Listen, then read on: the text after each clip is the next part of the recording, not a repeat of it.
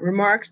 Good morning and Happy New Year, everyone. It's good to see everyone. Welcome to our fourth solid waste work group session.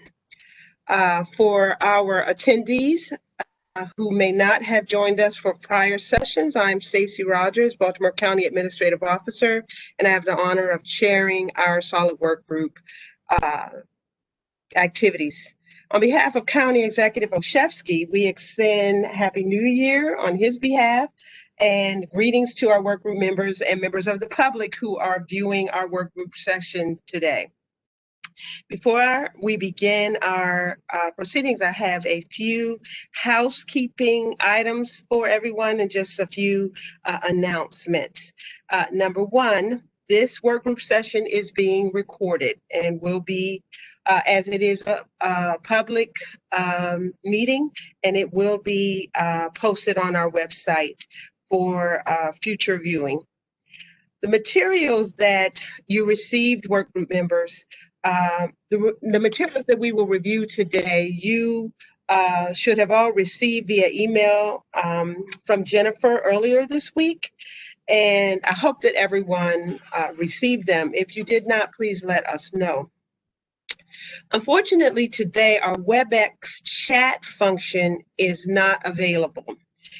So if you have questions or feedback throughout the meeting, please send any questions to the county email address. Savitra is going to monitor the email address for us, and if there are questions we can answer during our session, we will. We'll answer as many during the meeting as possible and then follow up as we have done in other meetings. That email address again is solid waste workgroup at baltimorecountymd.gov. Solid waste workgroup is one word. Also, we have designated time throughout the session to discuss, for discussions and to answer questions. So we would take questions there. And Savitra, I would ask that when we get to our discussion section, if there are questions from work group members, we can take those questions then. For work group members who are on camera, which I think is everybody today, if you would like to respond or you have a question that we can answer in real time, please raise your hands and we will acknowledge you so that we have an orderly process in speaking. We will unmute you and get your question or comment. Last, as has been our practice, if you have questions or comments that you would like to share after our meeting or that you think about after our meeting, please send those questions again to the work group website, which is again solid waste workgroup at baltimorecountymd.gov. I'd like to thank the members of the work group who will participate in the sub work group on residential collection, which will also include the continued discussion regarding hauler compensation.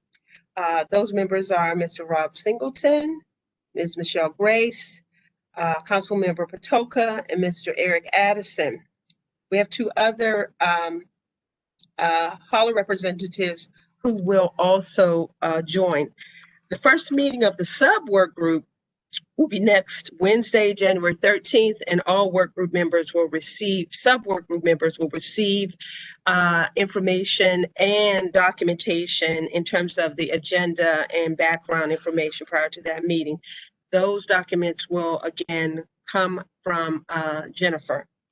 As discussed, the recommendations developed by the sub work group on residential collection will be presented to our full work group in an upcoming meeting as input for our further discussion and deliberations as we finalize recommendations. I'm happy to announce that the solid waste residential and business survey went live yesterday, Wednesday, January 6th, and will be open for the next 30 days. It will close on Sunday, February the 7th. The survey can be accessed by visiting baltimorecounty.gov waste survey. There is an announcement on our webpage, the county's webpage, and we have this flyer displayed. We will also, Savitra, please correct me if I'm incorrect, we will have communications and signage at the residential drop-off centers promoting the survey and requesting individuals to participate well. But we need your help, each of the work group members, we need your help in sharing it with your various constituencies and networks. We have the link. It is available for you to forward to your networks electronically. Our goal is to receive 3,000 responses, which will give us a statistically significant pool of responses. So please help us in getting the word out on the survey.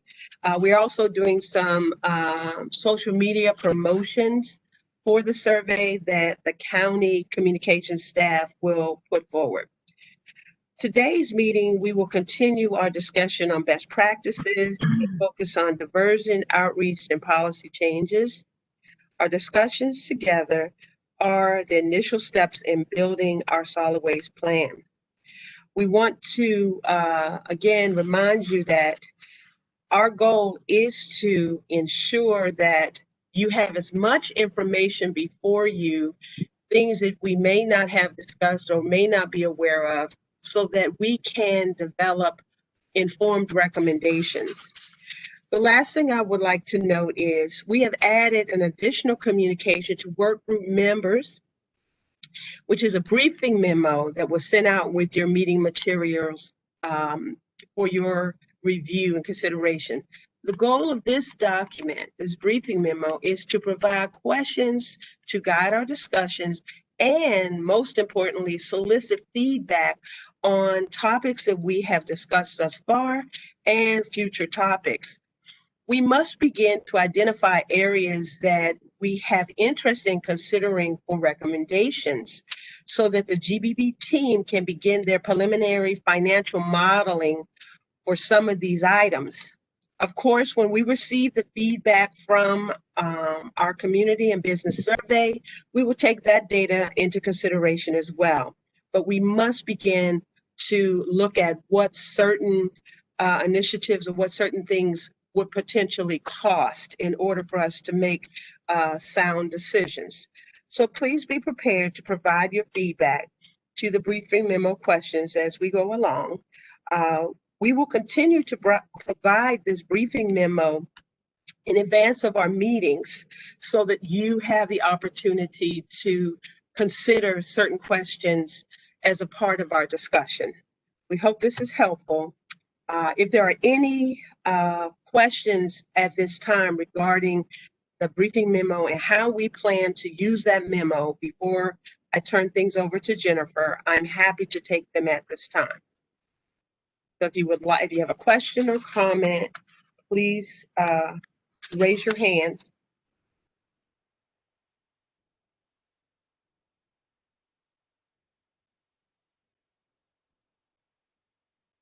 Scanning through, I do not see any hands raised, so I will assume that everyone is clear and received the briefing memo and now understands what our intent is. Okay. Seeing no hands raised and hearing no comments, I will turn the meeting over to Jennifer Porter, our GBB project manager, to begin today's discussion. Thank you. Great. Thank you so much, Stacy, and welcome to everybody. I'm glad to be here. I wanted to say we advanced the slides down to item 4 because Stacy covered the initial items on the agenda in terms of updates.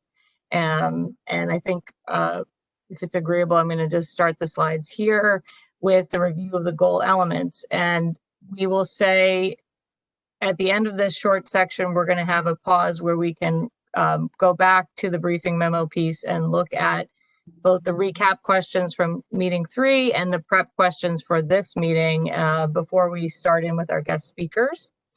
And then we will have time at the end after the guest speakers also to revisit the memo. So just so you have a sense of preparation, if you have something before the guest speakers, you'll have a chance, and then after as well.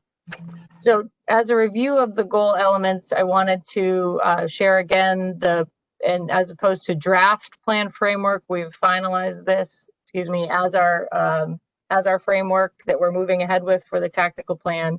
So we have our spheres as noted here in our Venn diagram, and our central goal of reducing less waste and a more inclusive, livable, and vibrant Baltimore County. So as Stacy noted, the process of the future meetings and the briefing memos will be to gather your feedback on potential items which we can essentially populate into these circles and essentially be part of the tactical plan. This is our key elements for consideration, which we've taken feedback on and updated. How to prevent, reduce and reuse, what to divert, how to collect, what to do with what's left, and how do we finance. So these are the driving questions as we are thinking about our framework. How do we populate? And again, appreciate everybody's evolution of these slides over the last few meetings. And this one as well, which is our evolving list of best practices for consideration based on the work so far from the GBB group and this group, and also building from the solid waste plan that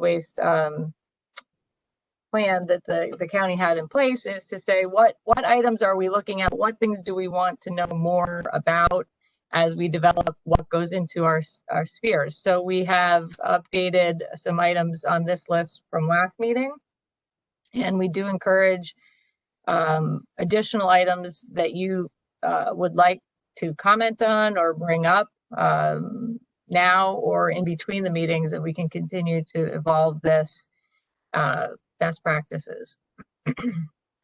You'll see we have mattress recycling on here, which was a topic from last week. We also have updated a category of zero waste strategies as an umbrella, some of which also touched on another blocks, but this is, and again, an evolution. So the next one is essentially a pause point where we can both take comments, feedback on this, and also the briefing memo in terms of some of the questions, which again, you're free to bring up now, or your feedback on the questions now or after the guest speakers for today. Stacy?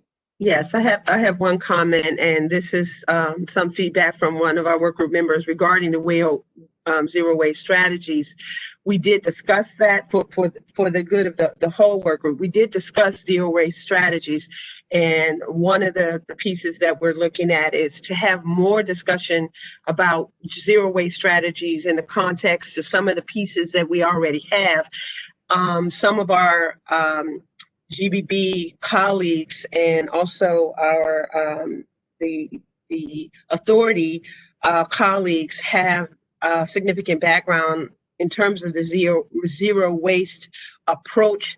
So we are identifying opportunity to have a discussion about zero waste strategies in an upcoming meeting. We just haven't scheduled it yet, but we do need to acknowledge that there are zero waste strategies built within what's reflected in the grid at this point. Mm-hmm. So let me switch the view here. I can't tell if anybody have any comments. But Jennifer, why don't we go back at least to show on the slide with the briefing memo questions? Yeah, okay, I'll switch to that.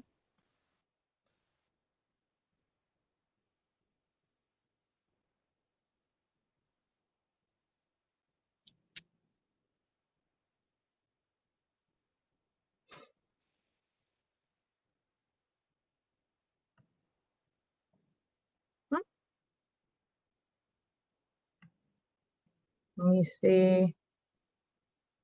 Here we are. So the first page of the briefing memo is set up as a recap from our meeting number 3. And these questions related to should we look to allocate funds to adopt the mattress recycling program this coming year, which is our short-term plan, and what priority should it be? We also have questions on here about the carts and the in-cab technology, which were our 3 topics from last meeting.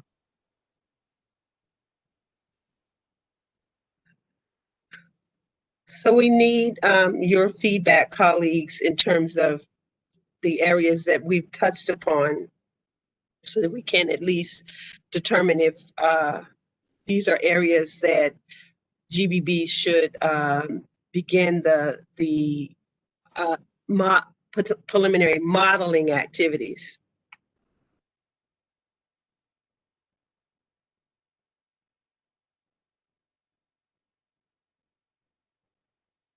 So Stacy, I would say the mattress, I mean, from my perspective, just with the presentation, maybe the mattress recycling program can be a medium priority in terms of the modeling. As some feedback. In terms of modeling, okay. Others? Stacy, this is Steve. Actually, I would see it as a low priority. It seems that it's going to take a lot more based on what we heard as far as what may be required on behalf of the county to set the stage for basically the private sector to engage. I would see it as a low priority in light of all the other issues that we have. Well, I would say let's at least put on the table what we want to have modeling, then go back and prioritize them. Well, my answer to number 1 would be no. Okay.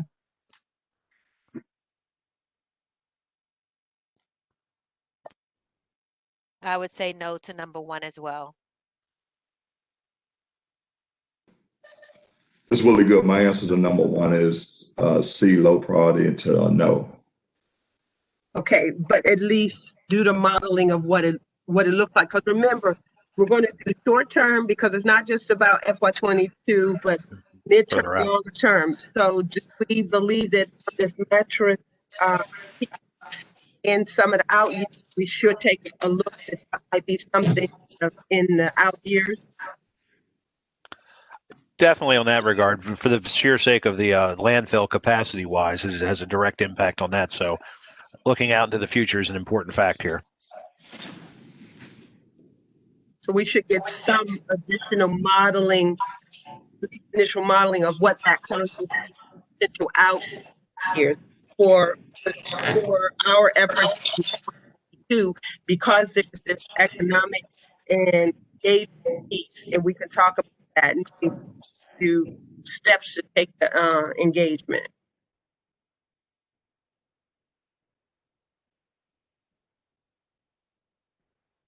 Okay, so is there concurrence on getting additional information, not necessarily for FY22 per se, but to at least get more information on what the concept and cost around a potential mattress recycling program would look like? But this could go into a medium, midterm or longer term, because remember, we're talking 5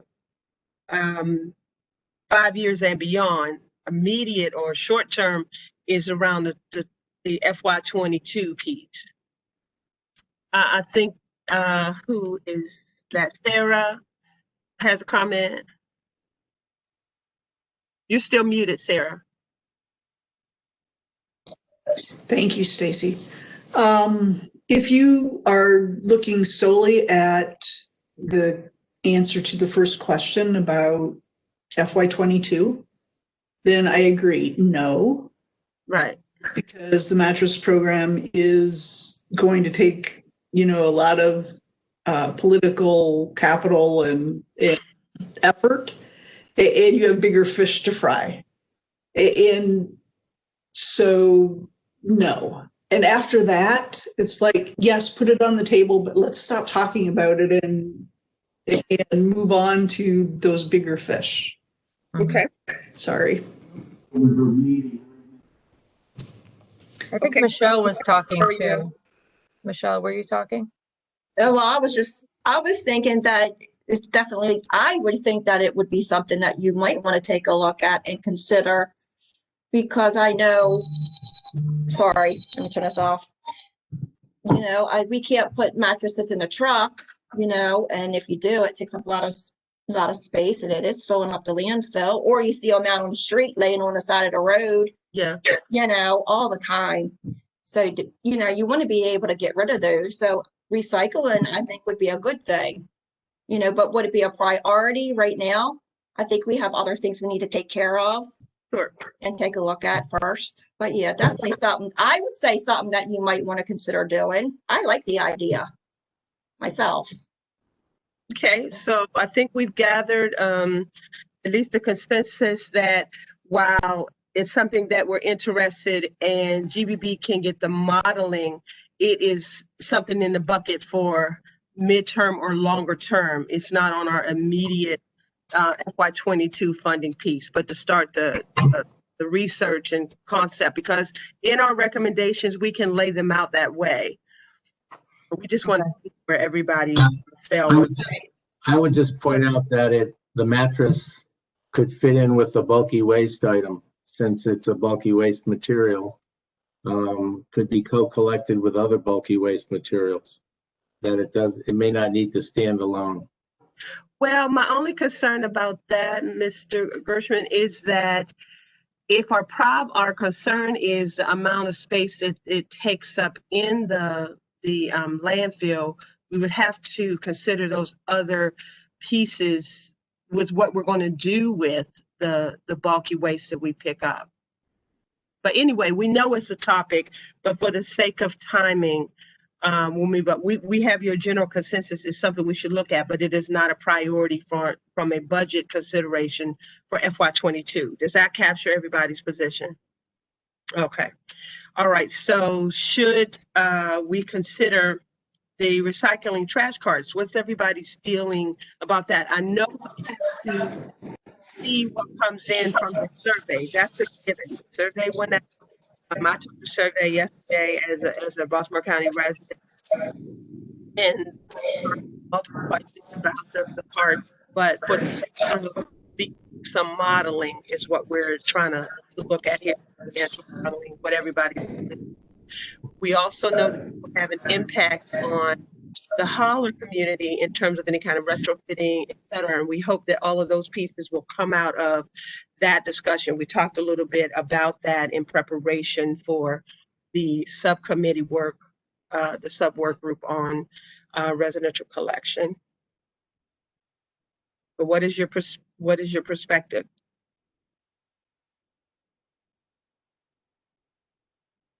Michelle, I think you're talking, but we can't hear you. There we go. Sorry about that. I think I need more information on how that whole thing would work. I don't have enough knowledge about that. So are you talking rolling carts like the type you would have to roll out and put on a cart tipper? And yeah, so definitely, I don't know enough about that. I really would like to be able to go somewhere and see how it works, because everybody would, I guess you're considering maybe everybody having those on their trucks, you know? Well, I think, Michelle, this is a subtopic that's going to be over in the sub-work group as well. So as a part of those discussions, I think more information about the mechanics and the logistics will be presented. We'll note that. And if there's some way to virtually, this is something GBB colleagues you can research for the sub-hauler work group. I mean, the residential collector is if there's some way to virtually see it. Yeah, right. Because I'm thinking, like, I'm wondering, I've had other collectors say they didn't like the idea because of, and I don't know if this is true, the truck idles up and down when you're running the carts, you know, and so you're using more fuel, and just a whole bunch of different, trash falls out the back where you have the little opening in between the cart tippers. I mean, I don't know if Rob knows anything about that, but I don't know a whole lot. So yeah, I'd be interested in learning a little more for sure. Stacy, why Mr. don't we leave Singleton, that are to you the subcommittee? talking? No, I wasn't, but Oh. we have pretty extensive experience with carts. I'm generally positive on them, and they should be explored in the subwork group. I'm happy to discuss what I do know about it. I've not used them on pure residential applications, more in kind of commercial / residential applications. But I think they're a good idea. Okay, we do have that targeted for further discussion. Okay, Okay. I have a question I have a comment on this. Stacy, I sent an email last night. First of all, is the Hall of Sub work group filled? I think I read it said 2 more positions open, or did you fill that up yet? I think we have the spots that we needed from this, from our work group. I think we're done. I think we're done at this point, unless I'll even get the number, the representative. And we have 4 members of our current work, the larger work group on the work group. Okay. I don't know. I must be in a bad area. I'm getting bits and pieces of you, Stacy. But if y'all can hear me clearly, I'm involved with serving over 300,000 homes right now that do recycling service. 100,000 of the homes do what you call a dual stream collection, and they're happy with their choice of dual stream collection. Y'all can check Montgomery County, Maryland, or Palm Beach, Florida. They do dual stream collection, and because of the way the material is so dirty, they're able to capture the good fiber off the dual stream truck, and the bad stuff, what we call the bad stuff, is your plastic cans and bottles mixed together. They have the machines to separate that. So I want the Hall of Sub group to think about dual stream recycling. It takes a truck with a body on it. The body of the truck have 2 compartments that you load up. One side is the fiber, which is the cardboard paper, and the other side is your commingled material. So that's something that they need to consider. The right size cart is the best solution for recycling. Carts in a neighborhood makes the neighborhood look good, first and foremost. Then it slows down litter going in the neighborhood with the wind, because the lid on the cart can be closed. But you have 2 choices to make. One, do you want to go every week with a 96 gallon, or you want to go every other week with a 96 gallon? Charles County do every other week. It works for them, but it don't work for them as much, because Charles County is what you call a subscription home area, where you, the resident, pay for your service with your own trash company. What happens there is people that don't pay for their trash service sneak garbage into the container. They put the bad stuff at the bottom and the good stuff on top. So when the truck dumps it out, all the bad stuff at the bottom, and it contaminates the load. So you got problems there. Then you have areas where Prince George's County bought too small, their cart was too small for trash and recyclables, and people start using their recyclable cart as a trash overflow. So it works, but you gotta have the right cart service day and monitoring for the county of Baltimore County. Okay. But it will work. Okay. Very good feedback, Mr. Good, and we will, the notes will reflect that, and we'll send that over to the subwork group.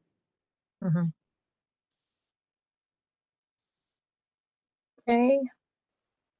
Just on the timing, do we want to touch on this last question from last meeting, and then we can do the questions from, I would suggest, from the memo related to the speakers today after the speakers, just so we can get going. Right. That's fine.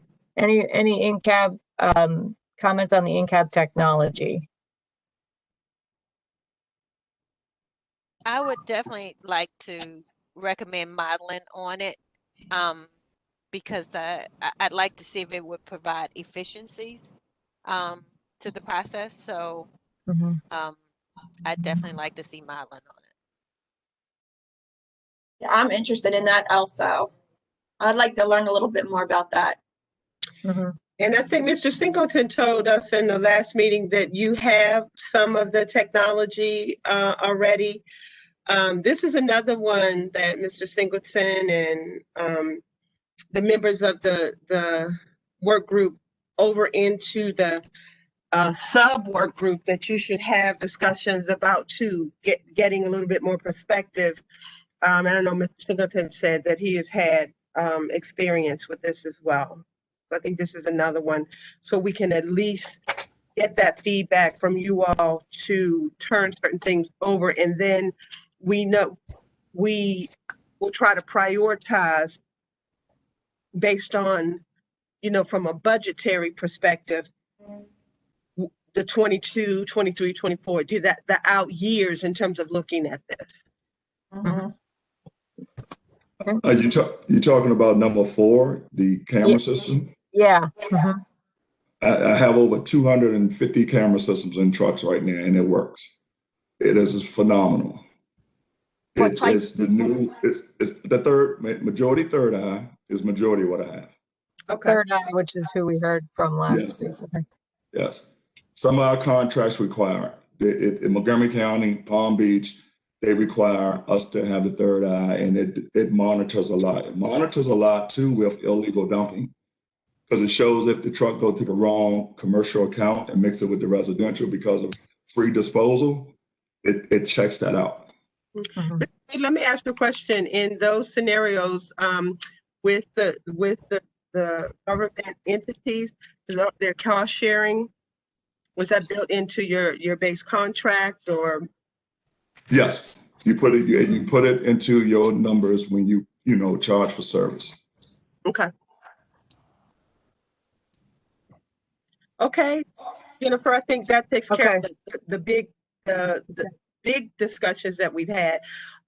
Colleagues, the other thing we want to continue to encourage you to think about, if there is something that we haven't talked about, that you know about, and you want to be considered in our recommendations, a practice, a strategy that needs to be on the table, because we still have other things to look at, but we're going to go area by area and say, what are we thinking, so that the GBB colleagues can do that next level of modeling for us to get us ready for our final deliberations, which will help us fine tune what recommendations, what the timeframes are, with our focus on what things are we moving forward for FY22, because we need that for the budget process in March.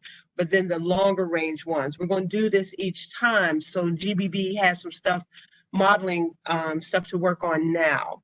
Mhm. Okay, I think we can move. Okay. Fantastic. So we are moving into our guest speakers for today on the topic of diversion, outreach, and policy changes. And I'm very pleased to introduce first Mel Gills from the North Carolina Department of Environmental Quality. She's Recycling and Education Outreach Specialist. And welcome, Mel. Hi, everybody. Thanks for having me here today. I really appreciate your time and was delighted to get this invitation. I'm going to move through my slides real quick. I think I've got exactly 10 minutes to talk. So I'm going to begin by just saying I'm going to try to get you a little information about the Recycle Right North Carolina campaign and how it worked. To focus on the similarities in the programs across our great state. We have 450 local government recycling programs in North Carolina with a lot of different systems, a lot of different ways of collecting, a lot of different cart systems, all sorts of things. And we somehow were able to focus on our similarities rather than our differences and come up with some unified messaging to combat our common enemy, which was contamination in the carts and also at our drop-off sites. More specifically, though, pop back, because this is the main thing. I'm going to talk about me for a second. I'm here because I've run some special programs and I'm an expert on recycling, and that's how I became an outreach and education expert. And I've been in all aspects of this industry, from hauling to being a MRF tour giver, to working in the special wastes, and also working on packaging. There isn't any angle of this industry that I haven't been hands-on with in my career. And I'm telling you all that not to talk about my specialness and my expertise, but I'm telling you that to let you know that the public does not care about my specialness and my expertise, and it doesn't really care about y'all's either. What it wants to know is the 9 things that they can reliably recycle. There's been a lot of differences between all the recycling programs across our country for many, many years, but there are also plenty of similarities in what can actually be recycled curbside and at drop-off sites. And the public is really tired of feeling like they're doing it wrong when no one has told them how to do it right. So the main point of what I'm going to talk about today is that everything that I'm going to discuss can apply no matter what the budget, no matter what the types of service provision, no matter the logistical systems that you have on the ground, no matter the size of your community, no matter your brand, and no matter whatever your local flavor and image is. The public wants us to move away from all of that uniqueness and toward unity. So that's what we're here to discuss. Next slide, please. So the Recycle Right North Carolina campaign was a 10-week statewide anti-contamination campaign for local governments to execute that culminated on America Recycles Day. It educated the public about contamination and how to recycle right, and it counteracted the relentless stream of negative press around recycling. Next slide, please. And here's some of that negative press. So we had a whole lot at the end of 28 and the beginning of 2018 and the beginning of 2019. These headlines were really hurting our local government recycling programs and the public's understanding. A lot of this came out of the China National Sword policy that really curtailed a lot of our recyclables. Next slide, please. But what those headlines didn't cover was what was happening on the ground with wish cycling. A lot of different things came to bear on about 5 to 10 years with the recycling systems and industry.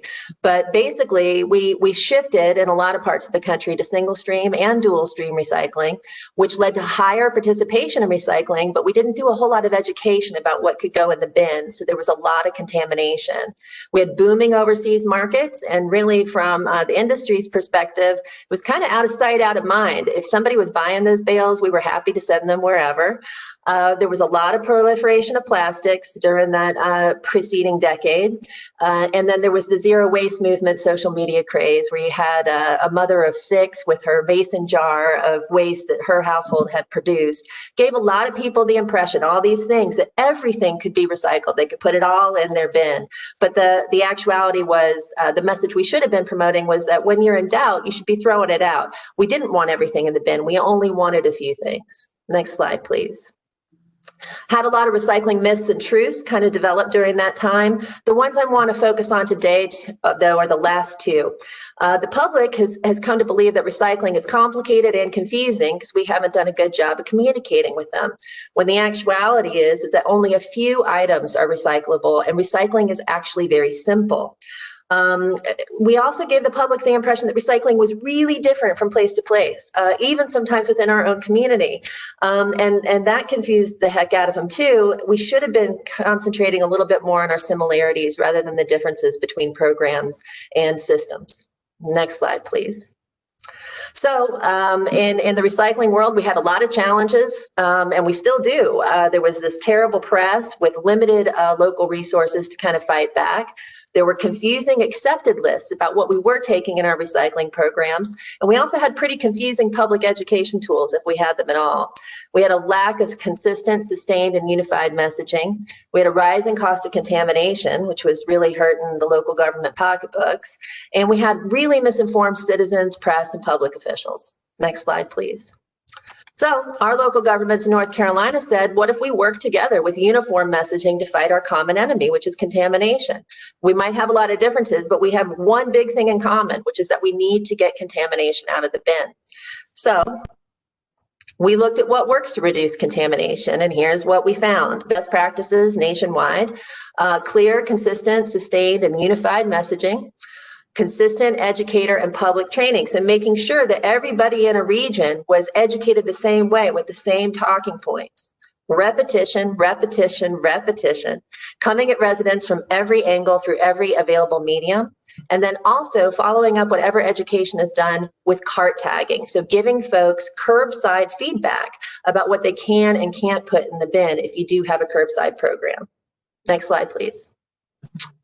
From all of that knowledge at HQ, where I work, we designed the Recycle Right North Carolina campaign. So we came up with a set of informational and educational tools for local implementation for any local government in our state, whatever the size or kind of recycling program that they had, whether it was a drop-off site, curbside pickup, whatever, you name it, our tools were designed to help them all. We had over 225 local governments participate. This was an astronomical number. When we designed the campaign, we thought maybe 50 would participate. We had over half of our recycling programs in North Carolina sign up. And we launched it through our social media platforms, and we reached over 1 million people. So we did not have a social media following before this campaign. We generated over 30,000 responses, likes, and shares. So what I'm telling you is this message, the unified messaging, was very well received. Next slide, please. We decided to organize our great state along MRF sheds. So what we looked at was everybody in an area, where were they sending their stuff? And if we could see which MRF they were sending their stuff to, and we could make that visible to the public on a map, our idea was folks could click on a part of the map and then they could see what the accepted list was for their region, designed by their MRF. Next slide, please. It's very different than how things had been done previously in our state. What we had was this example of some pretty lousy online guidelines. So long lists, lots of words, no pictures, no clear demarcation of yeses and nos. And we know that in this day and age, people want to click on something on their phone and see clearly what they can and can't do, right? Stuff like this was not helping us out. So we designed 14 different signs of accepted materials for the 14 MRFs we had in our state. We have good working relationships with our MRFs, so we went to all of them and found out exactly what they could and could not take. Next slide. And what we found, we thought we were going to have 14 wildly different lists, right? And what we found was that out of those 14, we had 7 whose lists were exactly the same, no different. 2 of the MRFs in the state weren't taking glass. And then there were tiny differences for the remaining 5 MRFs. So overall, we had a lot more in common on these lists than anybody expected to see. Next slide, please. And that allowed us to design some basics for the majority of North Carolinians that we could educate about. We came up with 4 categories of recyclables and only 9 items. So the 4 categories and 9 items are plastic, metal, glass, and paper for the 4 categories. And then for the 9 items, it's plastic bottles, tubs, jugs, and jars, metal cans, glass bottles and jars, and paper and cardboard. Those are it. Nothing else, just those 9 items. Next slide, please. From there, we were able to design postcards, brochures, and cart tags that we could customize for any local government in our state. Next slide. Bin signage and decals. Next slide. Bunches of training handouts. And from that, we designed social media toolkits. And here's some examples of some of those posts that we posted throughout the campaign. Keep going. Next slide, please. And a few more. Yep. And the next. We also gave every local government press releases, a letter to the editor about recycling, a proclamation, and print ads. Next slide. And our local governments ran with it. We had this plug and play model where they could take the pieces that worked for them and they could put them in the trenches. So this is an example of a couple of our communities who did proclamations, but we had a whole lot do these. Next slide, please.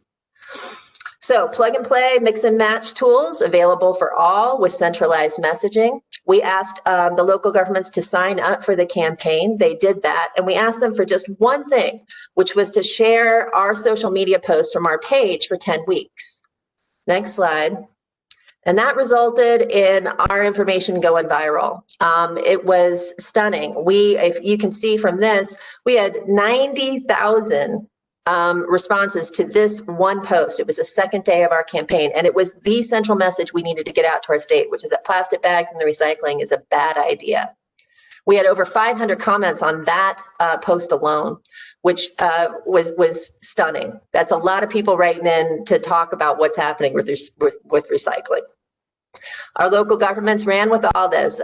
These are some of the things that they released in the press and online for themselves.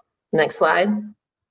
They created their own booths. They took the campaign and made it even better. So they took all the art, the graphics, and then they created stuff to take out to their events with them. Next slide. And from all that, what we learned from the 10-week campaign, we had tremendous amounts of online engagement. We had to staff every hour of the day to respond to people in real time, which was wonderful. And what we learned was that they want to know the yeses. They want to know what they can put in the bin. They also want to hear about what they can't. So we did a lot of messaging around that too. There's a whole subset of recyclers who want to know why they can or can't put something in the bin. The when in doubt, throw it out message was a big one, and people appreciated it. It was sometimes controversial, but overall it was a very successful message. We told people half the story in our post to get them engaged. So we would say, hey, egg cartons can be recycled some of the time, but not all the time. And then we would let them come into the comment threads and talk about why. Which was a great strategy for engagement. We did not engage in forced positivity or convincing. If somebody didn't like recycling, we told them we understood why, that we hadn't been great educators in the past and it had been pretty confusing. And then we would engage them in conversation about what they didn't like about it and what they wanted to see change. And we did a lot of real-time interaction. So almost as soon as somebody would post on the comment threads, we would respond to them right there in real time, and they loved that. The way we measured our success was clearly by the views, shares, and comments, not just on our page, but on all of the shared pages. Solid waste districts don't generally have a lot of people weighing in on stuff on the daily, certainly not around recycling, but this campaign really got people engaged. We could see where the trouble areas were across the state where we needed to give better technical assistance, which is something else my office does. We had way more local governments sign up for this campaign than we ever anticipated. We took some bets, in the office amongst our staff. There's 6 of us. How many do you think are going to sign up? We thought maybe between 50 and 100. We were stunned when it was over 225. A lot of the local governments had us customize their brochures, their postcards, all their accepted material lists for them. We were happy to do that. So that was a good gauge of participation and success as well. Our increased audience reach was huge. Obviously, I wouldn't be talking to you guys today if that hadn't been the case, right? So not just in the state of North Carolina, but we got a lot of national attention from folks like the EPA, Resource Recycling, and other states and communities calling us up and saying, hey, we'd like to do something like this too. So what's next for us? We're just taking this wherever we need to. We made it so that anybody could take it and use it on the ground.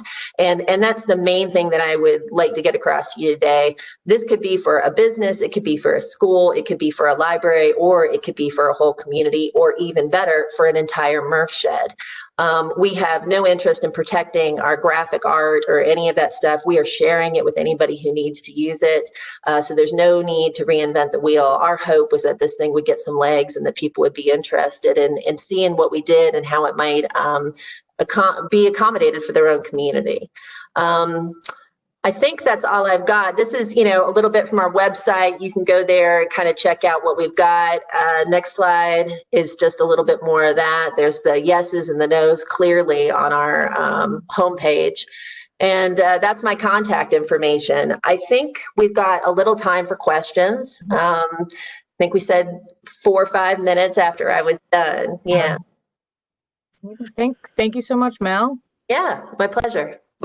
Mel, I have one question. First of all, thank you. That was a fabulous presentation. Thanks. Can we get your slide deck? And we'd like to send it out to our work group members. But did you measure the increase in the recycling? I don't know if I saw that as one of your...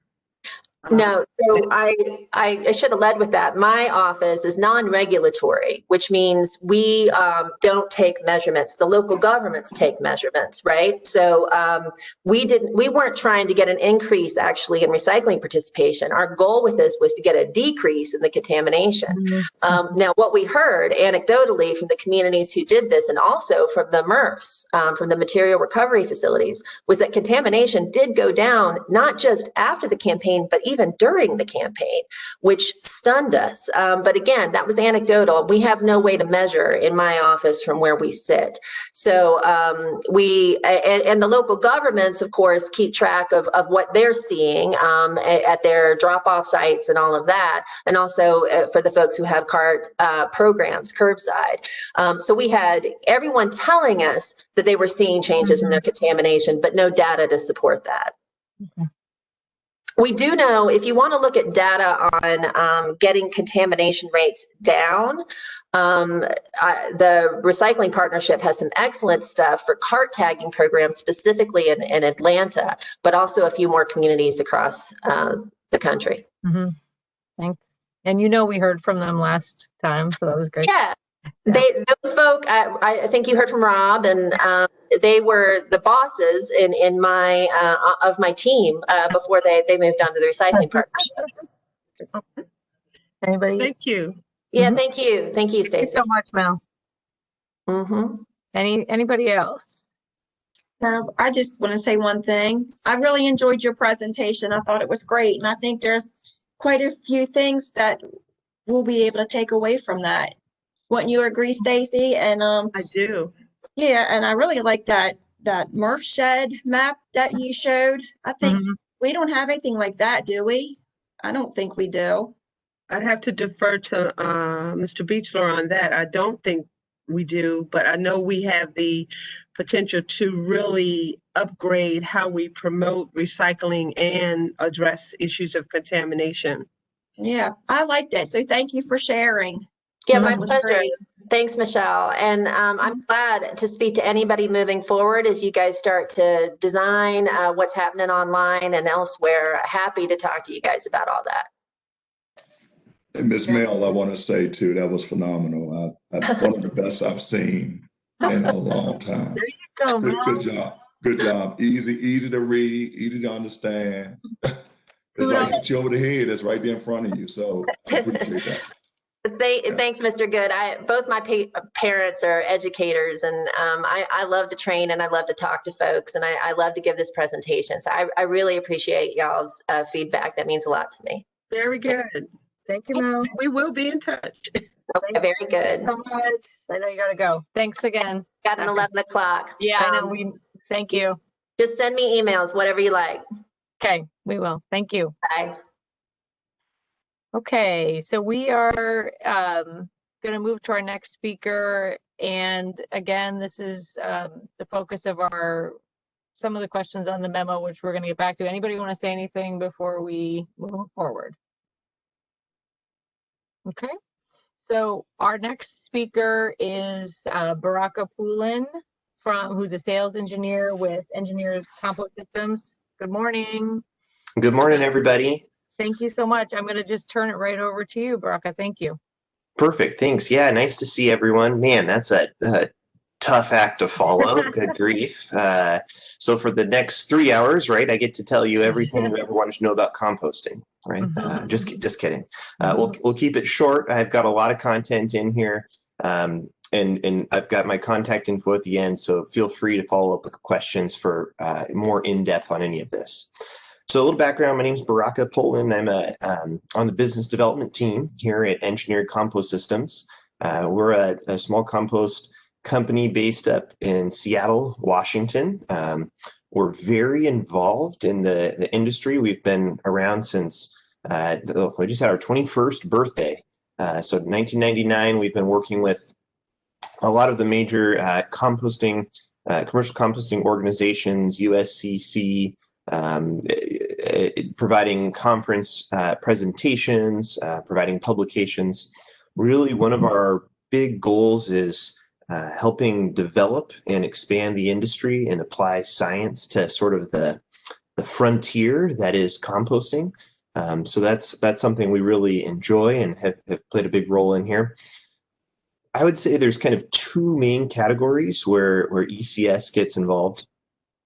We provide technical services, both to customers that have existing operations and maybe have new regulatory challenges they're trying to face or process challenges. We enjoy a good problem solving exercise. So we get very involved in technical services, and we also provide and manufacture systems and equipment. And I'll show you kind of more about that. We've been involved in over 80 full commercial scale composting projects and a bunch more kind of equipment only mixers and temperature probes and control projects. So very, very fortunate to have a lot of hands-on experience. Everyone likes sticking their hands in some gooey compost, right? So when you find something you're good at, stick with it. So that's a little on us. Our technical approach is sort of unique. Really, what we try to do is understand our customer goals. And that's a big piece because we have a kind of a toolkit approach we take of these different technologies we apply, but it really depends on what our customers are trying to do. And we want to make sure we understand that to deliver the greatest value. So we start with looking at the feedstock compositions and really understanding what your specific feedstocks are, what's the throughput, what are the lab properties. We take that, we can provide odor and emissions modeling, which is, it seems like almost all of our projects in the last few years have had a significant concern around odors. That they're trying to be sensitive to and aware of, and we can help with that. I've got another slide we'll get into. And then we help select a technology, provide a system design, sort of do some optimization with it, collaboratively with you. And then we provide support all the way through construction. We don't build systems, we provide the equipment and work with the contractors to make sure it goes in smoothly. And then we provide long-term support for the operation, the duration of your operation. So the long-term relationships, we like that. We like helping people succeed. So what do these systems look like? Well, they take a bunch of different shapes. As I mentioned, we've got kind of a toolkit approach. There's, in the top right, there's an example of a aerated turn pile, which is great when you want to really, fine particle size. That turner can help with that. Some customers want to have really high degree of process and odor control with some challenging feedstocks. And we offer on the right an in-vessel technology that has 100% odor capture and scrubbing through a biofilter. Other customers are more, I'll say, value conscious, and we can provide a mass bed style system that has basically continuous zones, so a lot less concrete and much lower installation costs.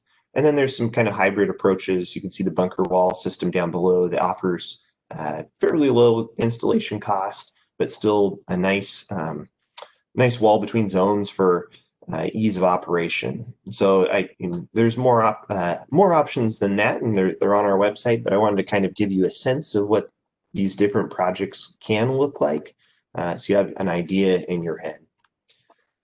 This slide, like I mentioned, we have our own shop here where we build quite a bit of different equipment.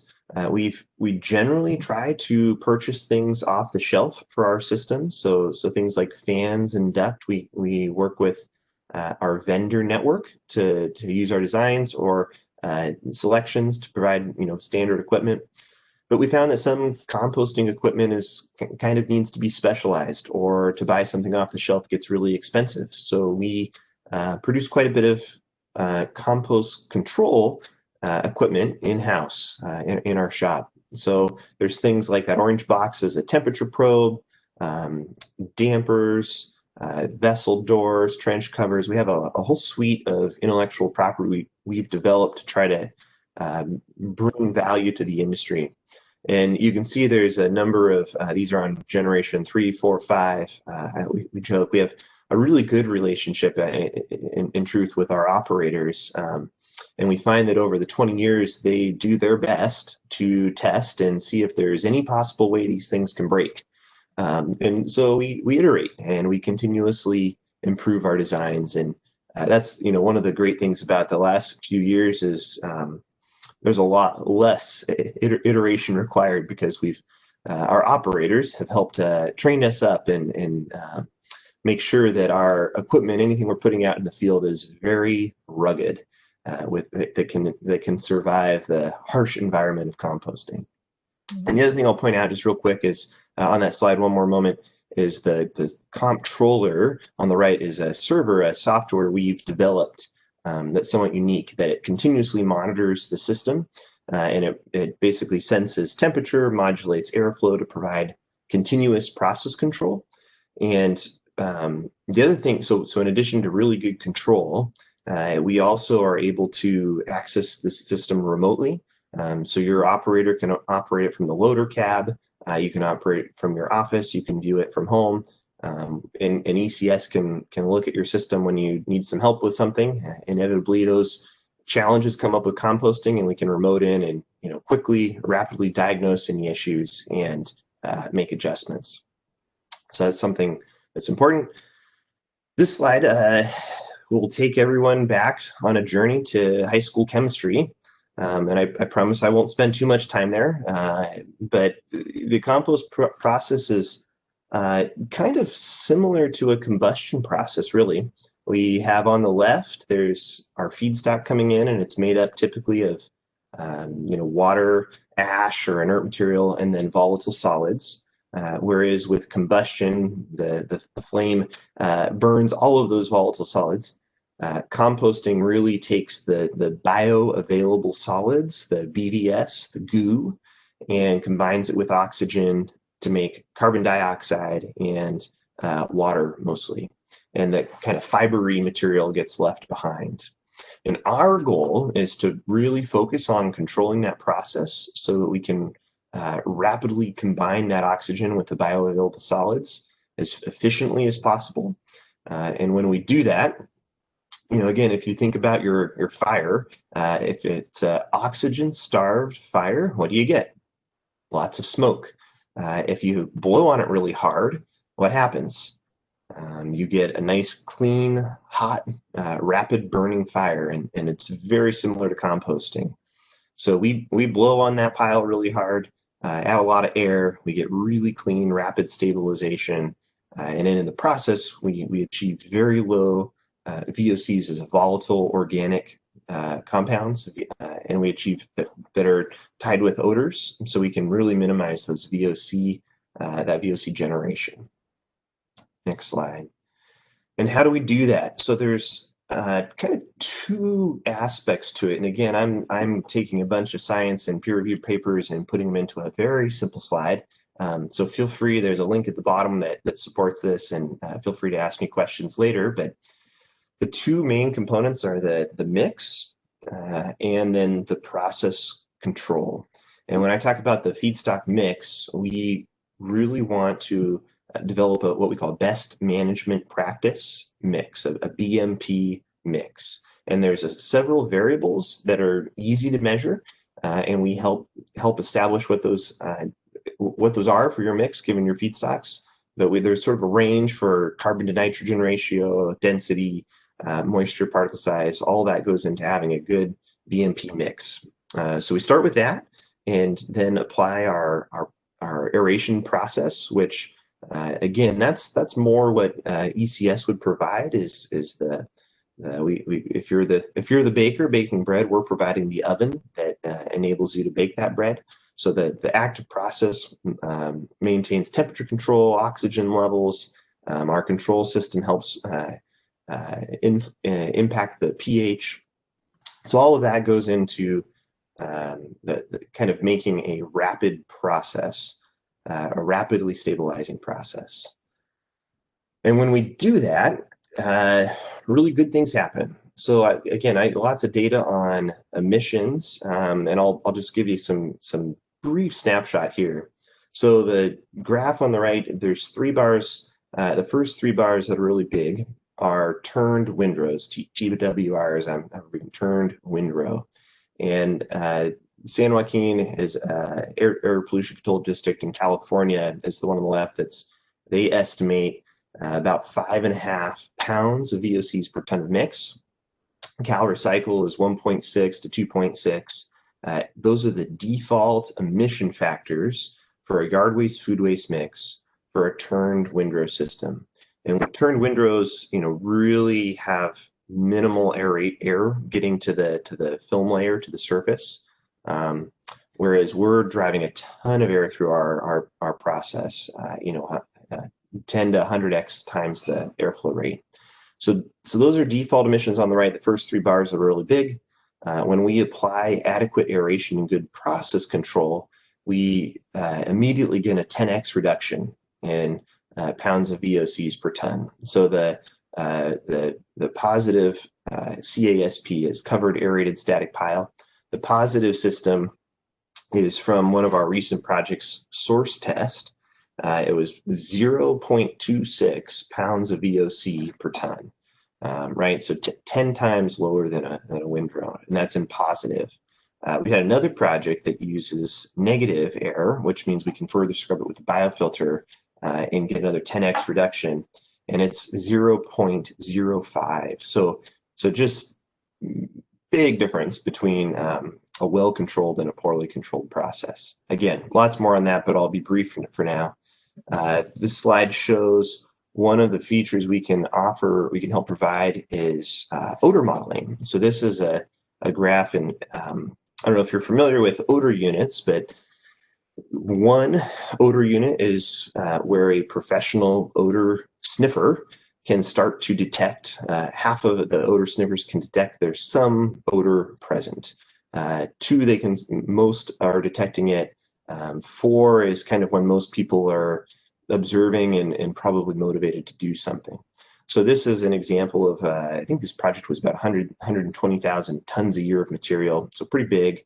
And you can see at a 200-meter distance, it shows where the one odor unit ISO contour line is in kind of the worst, dozen hours of the year. So just, to put out there, that's a service that we can provide that's pretty helpful in helping assess what degree of system we need to select, helping establish what's that price versus kind of performance optimization. So a few examples. Here's a system that's pretty nearby for you guys in Howard County. It's a bunker wall system with negative aeration, below grade floors. Great opportunity if you haven't visited and want to learn more about composting. The team out there is very friendly, and we can help set that up. The next slide is a project over here in California that has mass bed configuration, positive aeration. Great example for what how a well-controlled process can produce very low odors and emissions. This is in the Bay Area of California, so one of the more stringent air districts in the country. And then this last slide here, I won't go into all of this, but this is kind of just a summary of kind of where you've heard me talk now about aerated static piles and their benefits. We really like them. They have just tremendous benefit, a variety of benefits, right? They are environmentally very low risk. They have a number of features, from having smaller footprints that enables less, travel time, site improvements. If you were at the New Jersey Compost Council summit last month, we actually gave a talk about how even comparing on a life cycle cost, you'd think for sure that the operating cost of a aerated static pile is much lower than other systems, which is true, but it turned out that the case study that this third-party engineer did, the capital cost was actually lower too, because you don't need some of the turning equipment, and there's such smaller site improvement requirements. So anyway, I'll leave you with that. And again, we've made lots of assertions in here, so feel free. We love to talk about compost and answer questions. There's my contact info, and we look forward to hearing more and discussing more with you. Thanks again for having us. Thanks, Rebecca. I wanted to say the model presented here, as we outlined in the briefing memo, is about using source-separated organics. So separated food and yard waste and processed in the system that Baraka just presented. And our next speaker is going to take us on a different take in terms of how we could process organics, which is one of our biggest items of potential diversion. And we're just excited to hear any feedback on this. Steve Simmons, I think you have audio too. Do you want to say anything before the group hits on? You just have to unmute there, Steve. Oh, can't hear you. Sorry. Mr. Simmons is on mute. Yeah, it says mute. Okay, Steve, there you go. Got it. I had two thoughts, Jennifer, and you just pointed out the one about the source separation. But if you would turn back, and I wanted to point out to the working group, the VOC emission slide. There's you you had the right one. Oh, sorry, there. No, go to the 3 bar graphs. Okay, there. Yeah, this one. Just something, as an engineer who's worked in all of this that struck me on this one. I've never quite seen it this way. Particularly the city of Baltimore and Baltimore County, there's a lot of discussion about ozone and asthma rates, smog, all of those health-related topics. And one of the precursors to smog and ozone is VOCs. And I think it might have been lost here on the working group, how the amount of control that you can get on these advanced systems. A compost pile is a emitter of VOCs. And in California, it's very hard at times to get composting sites actually permitted because of VOC and smog concerns. And I just kind of it struck me dramatically how much lower the VOCs can be on some of these technologies. And I just kind of wanted to point that out to the work group as they consider, in the department, as they consider technologies and options. Mm-hmm. Thank you. Hi, Baraka. I have a question. That is a big deal, and that's why I wanted to include that. Yeah, thank you. Thanks, Baraka. Stacy, sorry. Hi, Baraka. This was very interesting, kind of technical for me. I have some bottom line outcome kind of questions, if you will. For the jurisdictions that you work with, the product from the composting, for either side, like Howard County, what do they do with the product, and how is that part of it? Great question, Stacy. Yeah, so it really depends on what the feedstock is. So, for example, we have some customers that are composting just raw municipal solid waste, and their goal is to, drive off some of the organic molecules, the carbons, and drive off some of the moisture, reduce the amount of mass going into the landfill. So, not a very good product, right? We can't take garbage and make it into something nice. But other customers have, and like Mel was saying, if we can avoid contaminants, other customers have, clean yard waste or source separated organics with very low contaminants going in. And in that case, we can make a fairly high grade organic product.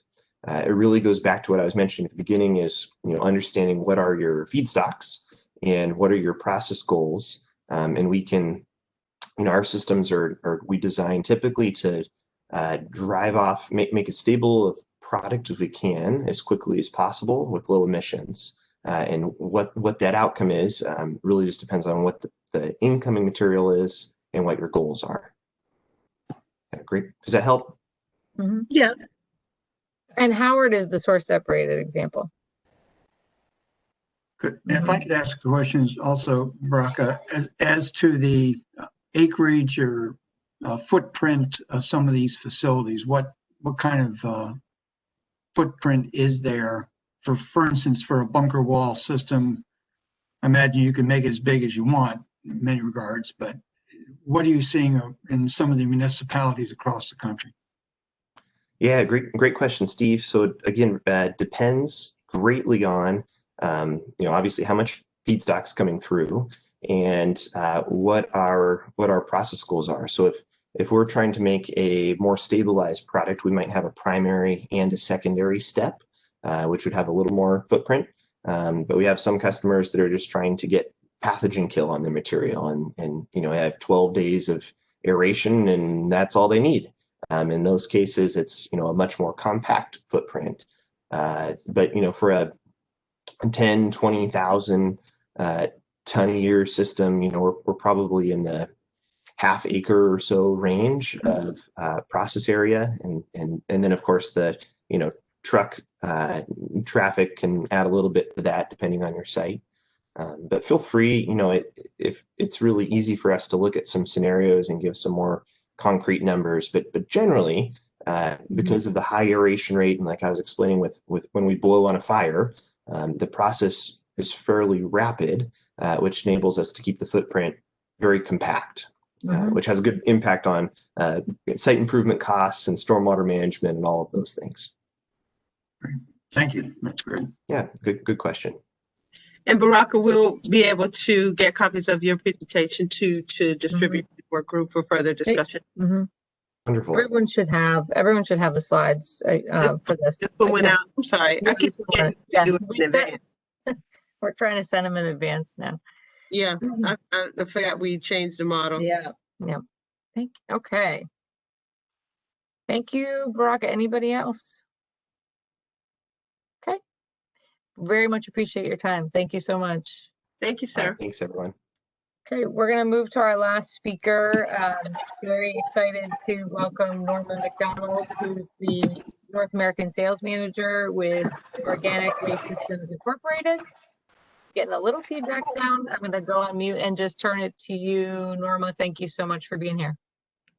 Well, thank you very much, Jennifer, and thank you to the Solid Waste Work Group for the opportunity to be here.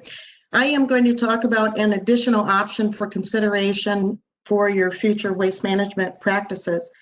As Baraka explained, making clean compost out of mixed waste has been tried and largely failed. And that's not just true in the US, it's true worldwide.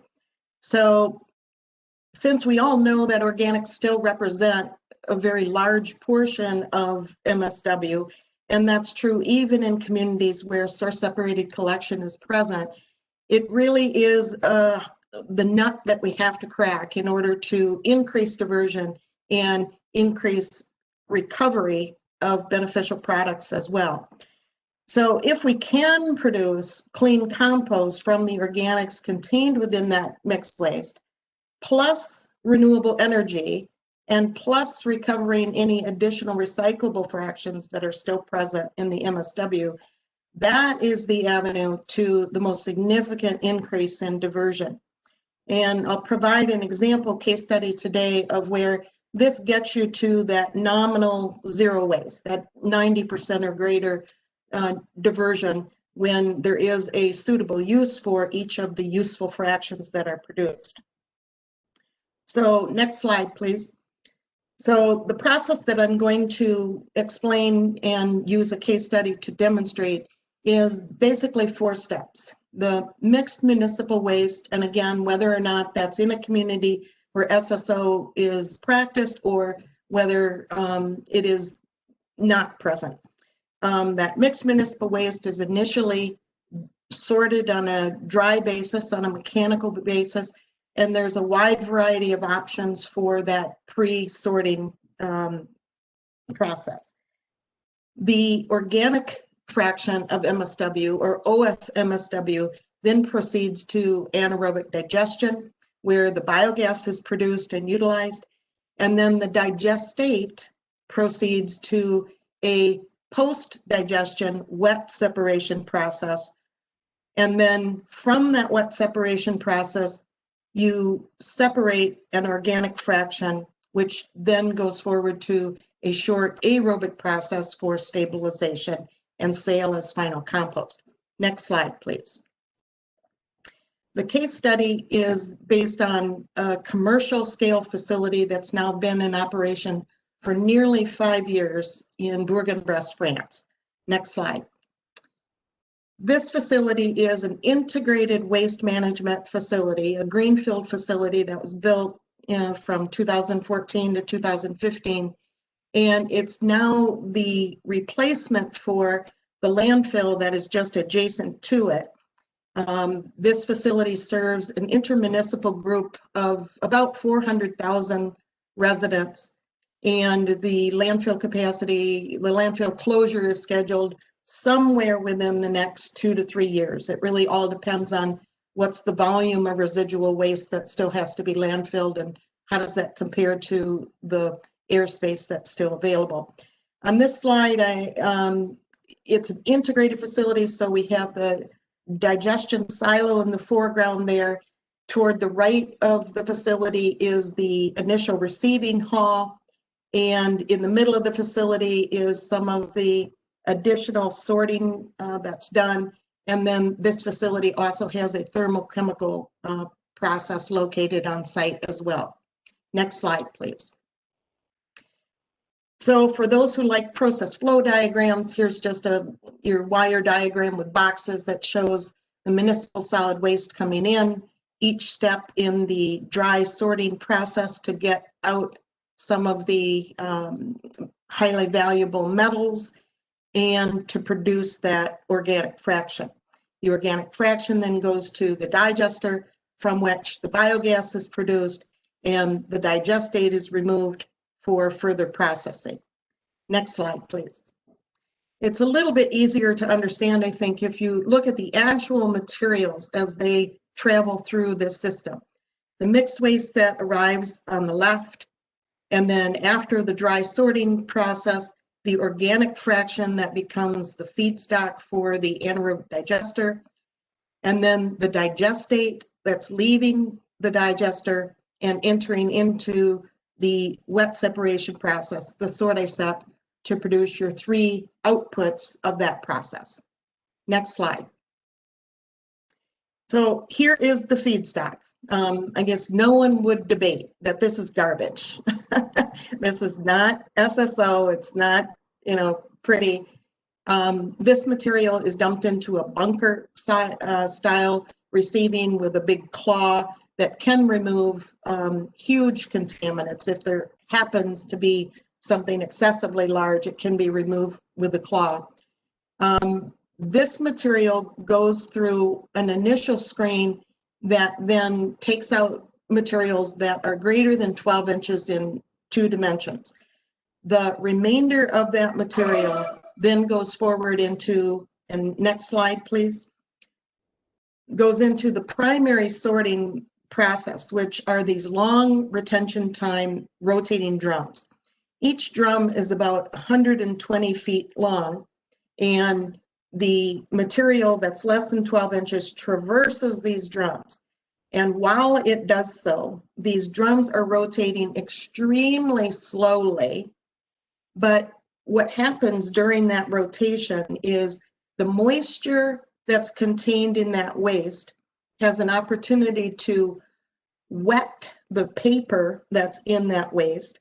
And as paper gets wet, it fragments and it becomes part of the less than 2-inch fraction that ultimately becomes the organic fraction of MSW that goes forward to the digester. The larger items, and those items that are not going to disintegrate simply in the presence of moisture, those are removed from the drum separate from the organic fraction. And that's where your remaining recyclables will be. And importantly, those remaining recyclables are no longer stuck together or highly contaminated with the food waste and other gooey stuff that's in the waste. And that material can then go through conventional MRF equipment if there's sufficient valuable, desirable recyclables in that fraction. And that's really a jurisdiction by jurisdiction kind of a judgment. At this facility, They do collect recyclables separately. And in France, there's still a very high preponderance of glass, and that glass is collected separately. So they do not spend a lot of money trying to retrieve other than any metals that might be present. Next slide, please.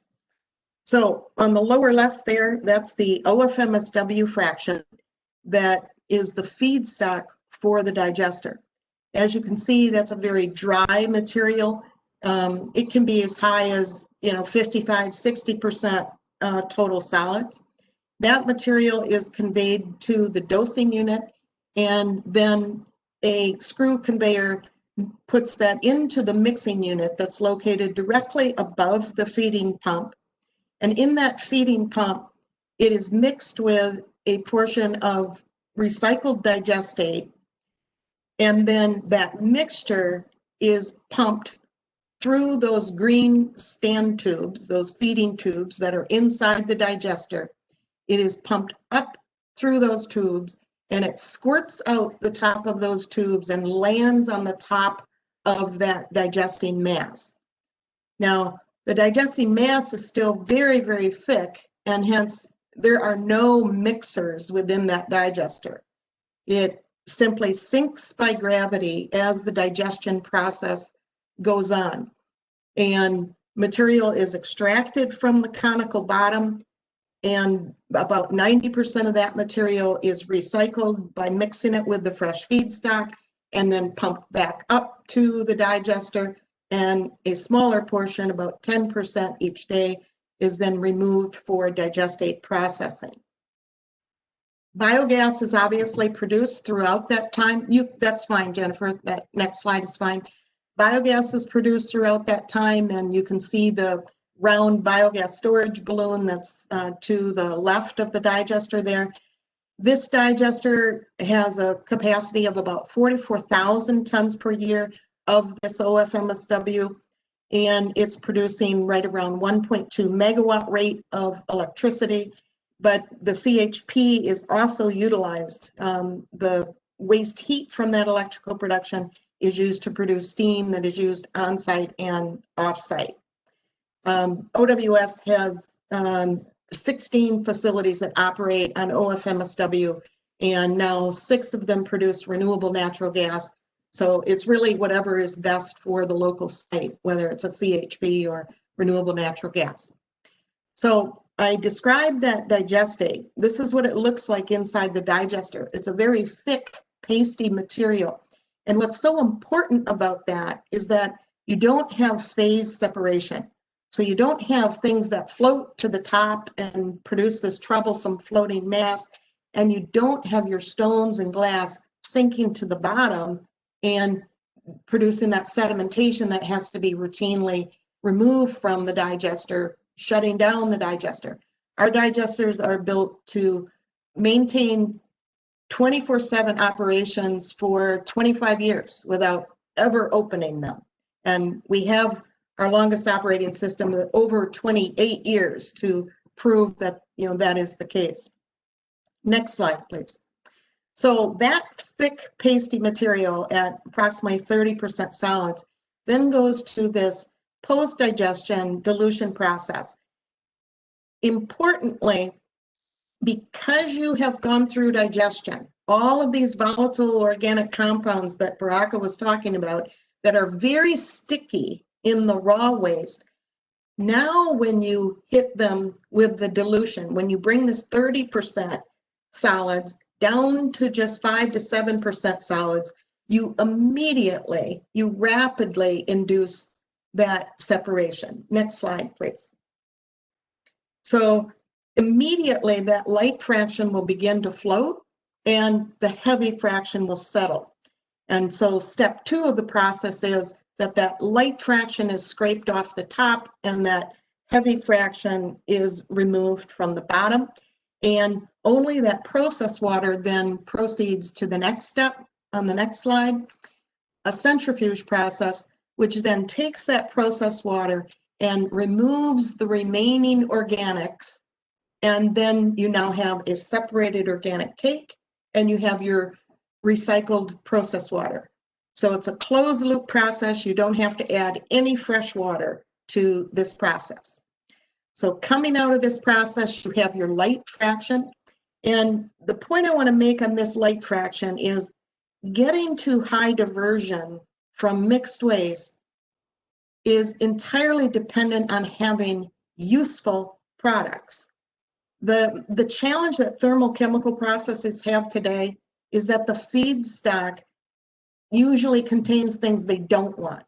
So we've now removed the wet organics so you can achieve higher BTU levels. And we've removed the stones and the glass and the other things that can cause clinkers in a lot of thermochemical processes. So you can really use the more sophisticated thermochemical processes that want very low variability and predictable content in their input. Next slide. The second output are those heavies. And by the way, these are the actual pictures coming off of these slides. We haven't cleaned them up extra. This is how they come out of the process. So this heavy fraction is predominantly glass, a few stones, and you may see there's a clamshell in there. Certainly in Baltimore County, you may have more of that kind of seafood waste contained in this fraction.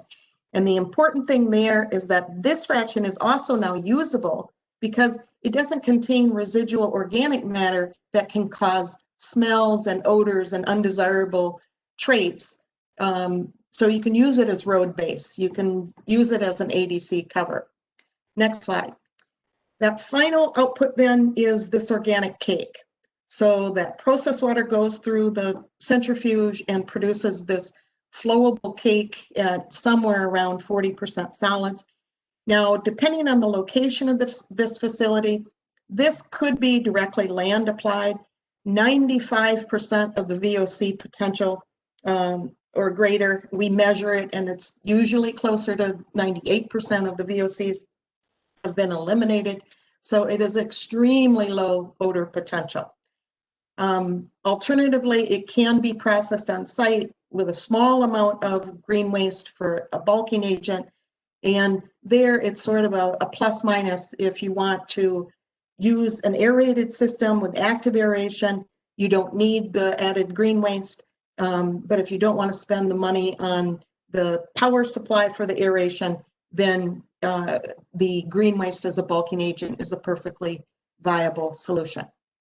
So in conclusion, you can produce a clean compost in addition to the renewable energy and the other valuable recyclables. And importantly, you end up with a product that is not only clean when compared to other attempts at handling mixed waste, but it's actually cleaner than the SSO compost coming from over 700 SSO plants that it was compared to. And because you don't pulverize or shred this waste finely, you don't produce the microplastics, so you don't end up with these small, less than quarter-inch pieces of plastic in that final compost. And this is the final slide, and really the thought that we want to leave in terms of an additional option. There may be an opportunity to compare and contrast the cost of SSO collection versus facility separated organics, especially where you have low population density, or if you have areas where the SSO is likely to be highly contaminated, it may be an option that pencils out much better. And also from the standpoint of, if you want to reach that ultimate level of diversion, doing this approach or doing this approach alongside an SSO collection program that has a very narrow definition of SSO. So it's not going to include compostable plastics, not going to include soiled papers. It's only going to be yard waste and food waste. Then you are going to end up with a very large proportion of digestible organics still in that black bin. So a variety of options to consider for your future plans. Thank you for your attention. Thank you so much, Norma. You do have additional slides in the packets that were received for backup information, so everybody has, there's additional slides we're not going to hit on in the meeting. Are there questions? And Steve Simmons, if you have audio, if anything you want to say as we look for questions from the work. The energy that's produced, does it power the system that's on site, or you said it also goes off site? Does it go back to the electric grid, or is it just on site for a microgrid? The electricity is used partially on site. All of the on-site processes, not just the digester and the sorter-set, but all of the processes on site use approximately 22% of the electricity that's produced from the biogas, and the remainder goes on to the electric grid. The waste heat from the CHP is used to make steam on site, and that's partially used on site and then piped to the closest community where there is some steam demand. Thank you. Don, thank you. This was incredibly interesting, and the visual pieces help a lot. One of the questions I have is, in that this facility is in France, what are some of the emissions considerations and anything that would be different that we would have to consider, you know, here in the U.S., or is there I've seen something similar, but the byproducts are a lot different, particularly the glass and then the final compost piece. But are there emissions issues or things that we'd have to consider? Yeah, this is a completely closed process from the point at which the MSW is tipped into the receiving hall. There's negative aeration there. And throughout the entire process, the waste is traveling in closed pipes or closed conveyors. And all of the collected air is used, it goes through a biofilter at the end. Because the degradation of the waste occurs in the digester, and the digester is never opened during the processing, you don't have any emissions from the digester itself. And because you achieve greater than 95% destruction of the VOCs, the digestate coming out of the digester has a small amount of ammonia emissions potential, but exceedingly low residual VOC emissions potential. But that is also collected in the room where the sorter-set process is, although the sorter-set is, again, a closed system. There is negative air in that space as well, and that air also goes to the biofilter. Okay. I have a question. Yes, Jazz. The French plant that you showed, what would the daily throughput be on a short ton basis per day? Yeah, so 150, 170, or? Yeah, so it's about 150 tons per day through the digester, and about 235 tons per day received as MSW. Okay. And are there any similar plants operating in this country? Not yet. We are quoting on a number of them.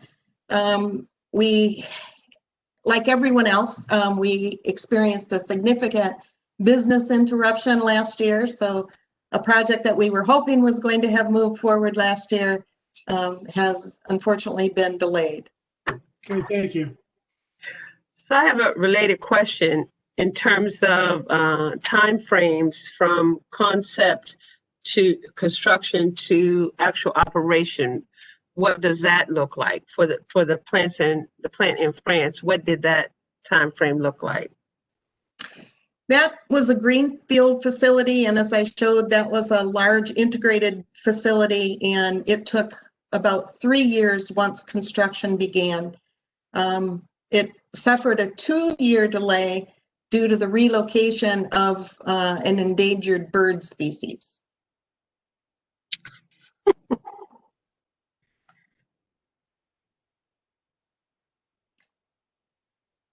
Now, we do integrate systems into existing facilities. So for instance, if there is a MRF that has approximately 2 to 3 acres available on that site, we could put 1 or 2 digesters plus the sorticept to integrate it within that size footprint. And that includes the footprint that's required for maneuvering during construction and maneuvering materials. So the footprint is at a minimum is 2 to 3 acres. Yeah, for a facility this size, you know, we could get by with less than that. It could be right around an acre. But if thinking about the economics here in the US, I think that the economic analysis will show that it begins to really be attractive with a mixed waste input of at least 150,000 tons per year. So then you'd need a minimum footprint of say 2 to 2.5 acres.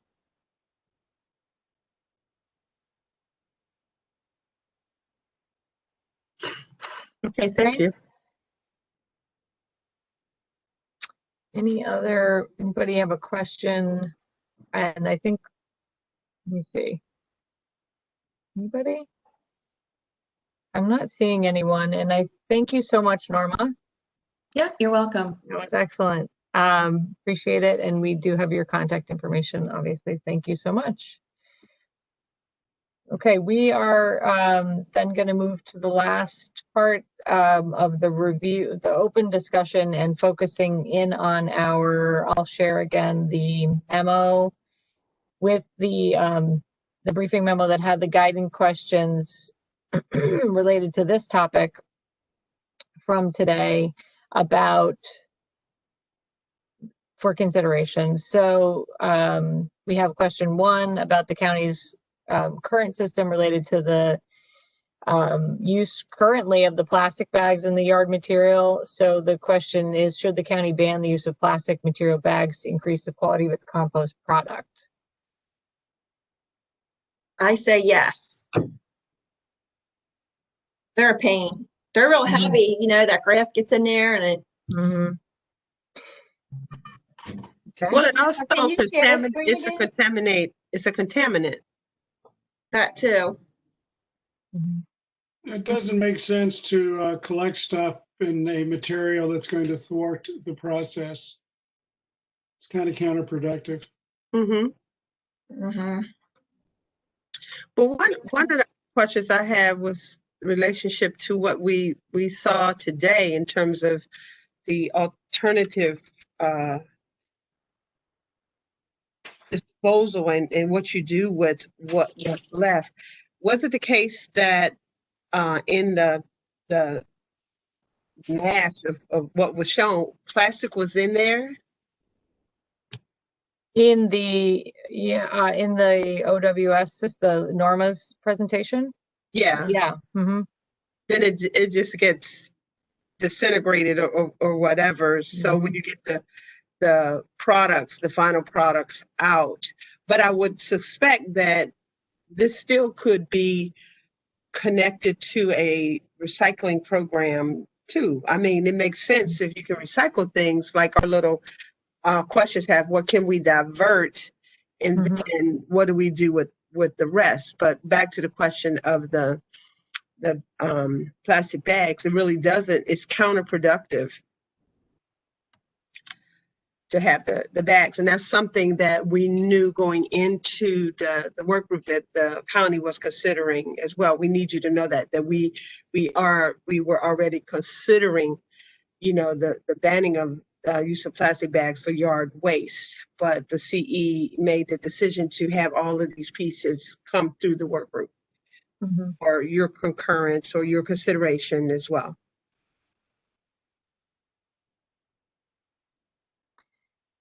Okay, sounds like I haven't heard anybody advocating on the other side on number one. Then moving into the number two, should Baltimore County adopt an enhanced organic management program that would be implemented in 3 to 5 years?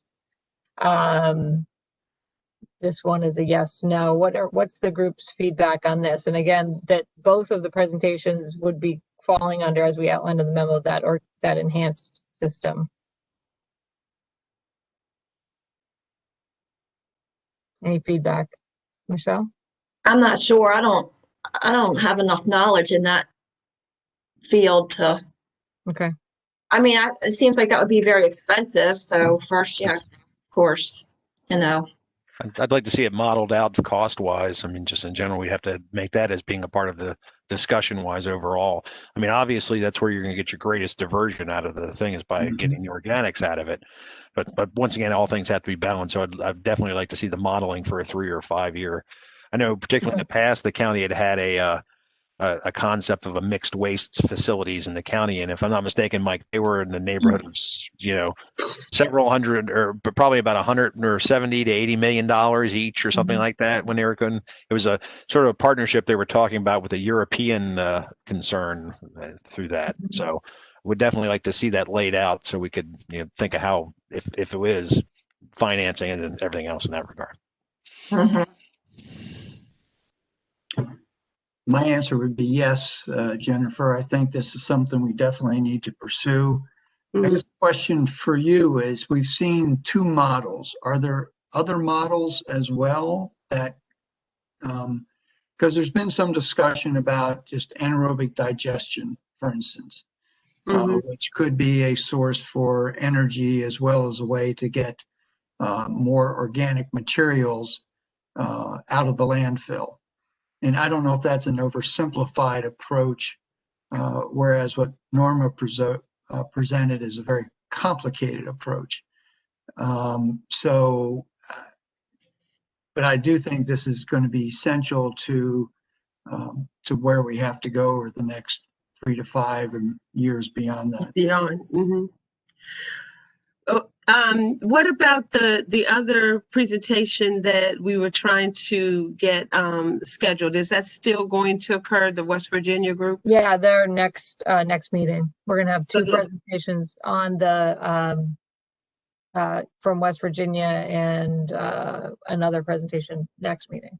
So there is another one, Steve. I don't know if you were on board at the time we heard. It's very similar to what the last presentation was. However, the outcome, the product was a little different. It's a fuel-based product. Yes, Steve Simmons. Right. It was a fuel-based product. It didn't bring it all the way down to the other product to me looked like another product. It was one product that was out of that operation. But in this product, bringing it all the way back down, that you actually have mulch as well. It was glass that could be used in road development. I know jurisdictions across the country who use the recycled glass as a part of their road. What are they called? The road base. Road base. Right, because then you see the glistening in it. I know some of the southern states have that, but it seemed like all of the trash, food, everything seemed to be processed in this last one, which was amazing. Steve, go ahead. I can't hear you. Let me see. I know you're talking. Wait.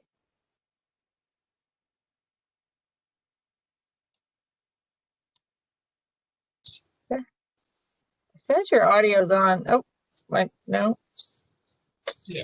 Mike here. Yeah, what the last presentation was, she made mention of an integrated solid waste operation. So they basically took everything soup to nuts and processed it all at one facility.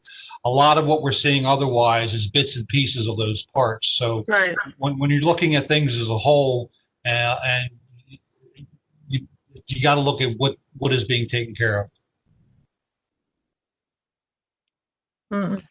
Stacy, Izzy Patoka here. I think what you were referring to is glass fault. Yeah, and glass fault. And I used to see it quite a bit, particularly in Baltimore City. But I can't recall. I can't identify a glass fault street right now. I don't know if Dan. It was on Charles Street years ago. Yeah. North of the city, and if you drove at night, it glittered. Yeah.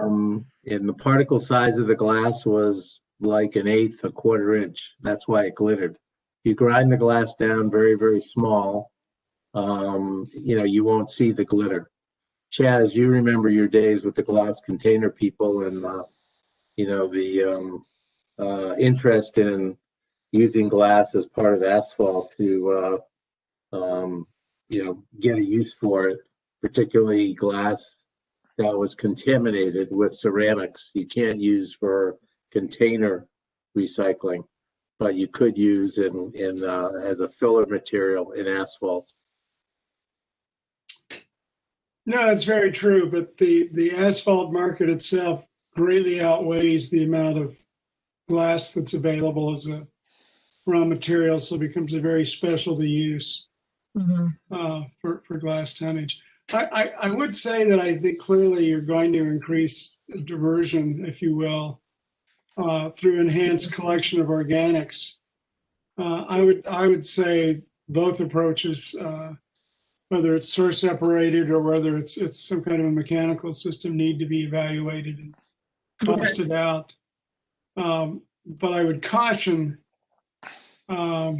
you really want to find facilities to compare with that have a multi-year proven track record in this country. Right. Because I'm also concerned about if you're looking just at a model somewhere else, any EPA and other kinds of issues, that regulatory issues, they would have to meet certain standards, federal or state standards here in the US that may not have, they wouldn't be applicable to the facility in France. Steve Simmons, I see your sound is on. Yeah, I There found you the go. switch to turn. Sorry about that. Back to the first question. Yes, next week we will have two presentations on other mixed waste processing technologies. One will recover materials and then make a fuel that can be used in industrial applications. The other recovers materials and makes a construction product. They're very exciting technologies that I think that the group will be very interested in hearing about. But these do fall under our diversion. How do we divert things, and then what do we, if we divert it, what are we doing with it? In terms of processing it, and how much that will cost, and then what happened. My biggest thing is what's the product, what's the byproduct, and then what do you do with it? I mean, because you have to think about the cost at the back end too. Is it a revenue generator, or what do we do with it? Well, that's the crux, right? Can you take this trash and turn it into something of value? Or just the smaller volume, because that was my question. I meant to ask that, do they then landfill that? I mean, the question is, what happens to that final product?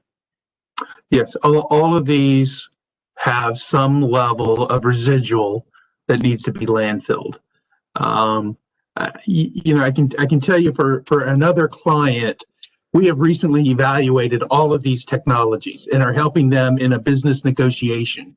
So we do have some familiarity with them. That's one of the reasons we brought them to you, is because we see these are some of the best that we've seen of worldwide procurements that GBB has done for other clients. Mhm. Okay. All right. Okay. So I guess the question is about do we believe that an enhanced organic material management program should, well, number one, we know it has to be into consideration because we have to figure out diversion, because a big part of what we're supposed to look at is innovations in what you do with the trash, which is a diversion part. But the question is, should it be a high priority, medium, or long term? We know in terms of timing, it definitely would be a longer term effort, but we would have to start some research or something. That could be like, if we look in our time framing. That's why I was asking about the time it takes to do certain things, but you got to start somewhere. You got to start somewhere. I think in all of these, in the 5-year time frame, nothing will be operating.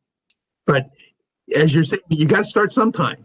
And so if you want one 7 years from now, in the next 5 years, you've got to start the process. You've got to find sites. You've got to do permitting. You've got to start construction. So that part of it is what's going to fall into the 5-year tactical plan, I think, is planning for facilities that come online in years 5 through 10. Right.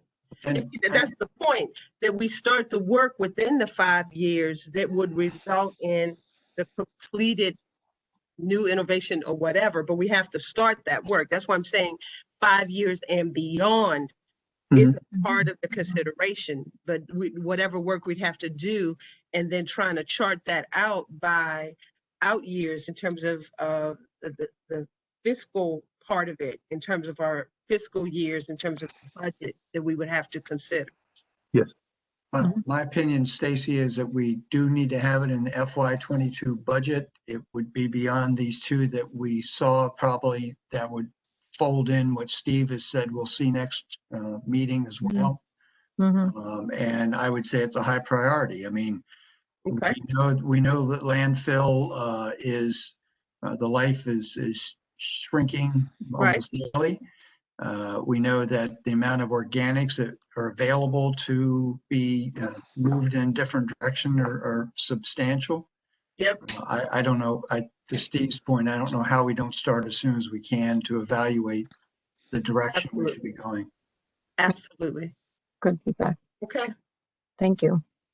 And if others have additional feedback you want to send us an email, is fine. Yeah, we're going to ask for, by close of business Monday, any additional feedback on the briefing memo questions. If you feel like you haven't been able to express today, to try to send an email with that so we can work that through. But it sounds like we had a good amount of discussion on the call. Right, and that is something that, in the if we were in the room and we had the white papers on the sheets on the wall, this is one in terms of modeling and time framing and additional research you all know to do it. We know we have 2 more to do in our next meeting, which is coming up. 21st, right? Right. This is the upcoming schedule, and will be on disposal technologies and infrastructure enhancement on the 21st. Okay. So we'll see those other 2, but we do know it definitely, based on what we know about our current solid waste, the organics part, and what we know if we go back to our Venn diagram about diversion, we have to further research what would work for us, given what we've seen already, and the fact that we have 2 more to look at. And as I said, colleagues, and especially Sarah, looking from that national lens, if there's something that we have not discussed from emerging or innovative technologies out there, we need to know so that we could at least get some research or some information, because we couldn't present everything in the universe. The team brought forward what they thought were innovative things that we might need or be interested in considering as a part of our recommendations, and how they fit into the Venn diagram in terms of diversion, recycling, and what piece of these end up being zero waste. to our point about that notion, because we still have to have that discussion, what that means to our recommendations. Mhm. Okay. All right. Other thoughts for the good of the order? I thank you all for your input today, because we want everybody to give us their positions so the GBB team can begin some modeling work for us, because time is flying. Yes, it is. Okay. Okay, if there are no other pressing comments or feedback, thank you again. And we'll look at the questions that came in and do what we've done thus far, is provide the feedback to the questions, do the research, and provide feedback to the questions that you all have sent in. Okay. Okay. Thank you, everybody. Everybody. Thank you. Happy New Year. Bye. 2021. Thank you. Thanks, Jess. See you later. Bye, Michelle. Happy New Year, Bye. Dylan.